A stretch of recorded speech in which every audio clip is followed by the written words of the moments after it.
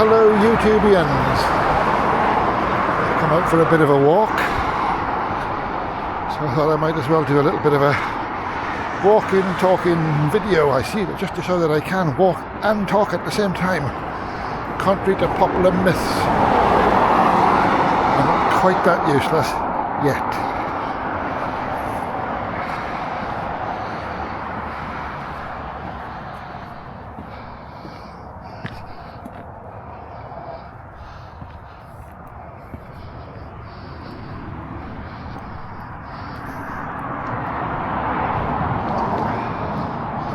So anyway, onto the channel. What channel news have I got? Well, not a lot at the moment. I've got a few things I want to try and do this year, and I'm really hoping to be able to do them this year, because I'm kind of running out of time to do these things. You know, my health is not as good as it was, and I'm getting old, and getting old, I am old. So there's a few things I want to do. I've got some wild camping ideas. I've got a few locations in mind to go wild camping. I just need the time and the weather, realistically, to be able to do it. I live in Wales and the weather is not brilliant here. A lot of the time we get a lot of rain, and it's not much fun wild camping in the rain. I also want to try and do this year, if I can, my Round Gower walk, as I call it. The Gower is a part of the Welsh coastal peninsula, South Wales peninsula, and it's I think it's about 20 miles or thereabouts of coast path, 20-25 miles, I can't remember exactly, but I want to do a largish section of it. I want to do the section between Whitford Point and Mumbles. My plan is to start at Whitford Point and walk to Mumbles around the coast. Now there's a couple of issues with this. One is I'm going to need to get a lift to Whitford Point, because there isn't anywhere easy to park there permanently or to leave a vehicle there. And two, it's much easier if you just get dropped off. The second issue with it is that it's going to take a few days or a few nights out at least. And technically speaking, a lot of the Gower Coast and Heritage area, you're not really supposed to camp.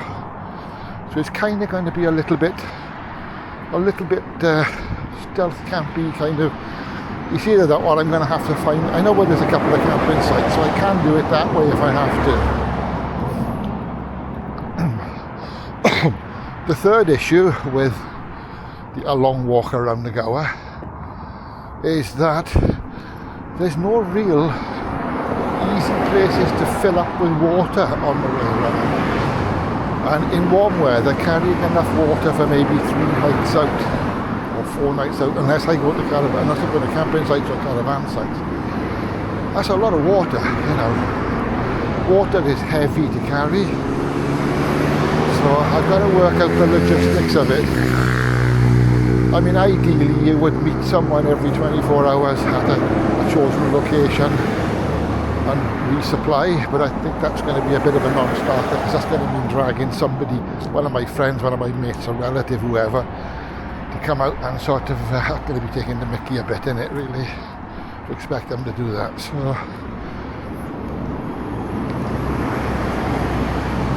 well, I got to work on the logistics of it really, but I would like to try and do it this year while I still can, before I get any older. Another 12 months I'm going to be probably too old or too unfit to cover that sort of distance over a few days. Now, to be fair, I know most of the route. I've walked most of it in different stretches at one time or another. There's a couple of bits basically that I haven't done.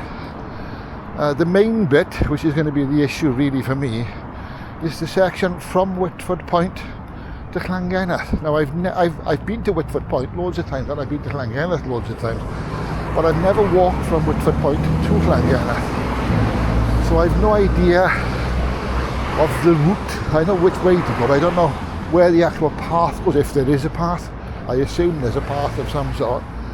So I'm going to have to really try and find that bit out.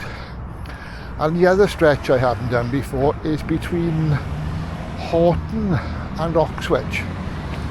Now I've been out as far as Oxwich Point lots of times, but I've never been from Oxwich Point round to Horton. The rest of the route I have done on numerous occasions in different stretches. I've walked from Mumbles to Caswell, from Caswell round to sort of Pulsdy and all this. I did a video on that one some time ago. So it's just doing the whole thing. It's going to be a little bit of a challenge, and it's this first stretch is going to be a bit.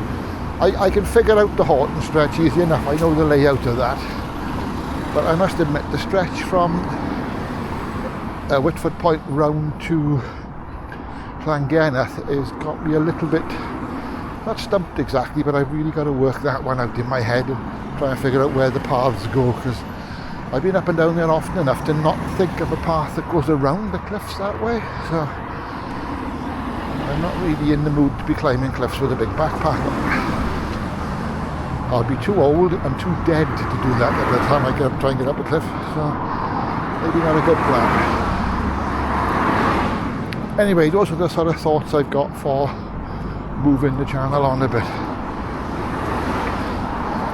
So if anybody wants to post any comments on what they think, if they got any ideas, if anybody knows where the path from Whitford Point to Llangenneth goes, feel free to chip in. Thank you very much for watching. Bye for now.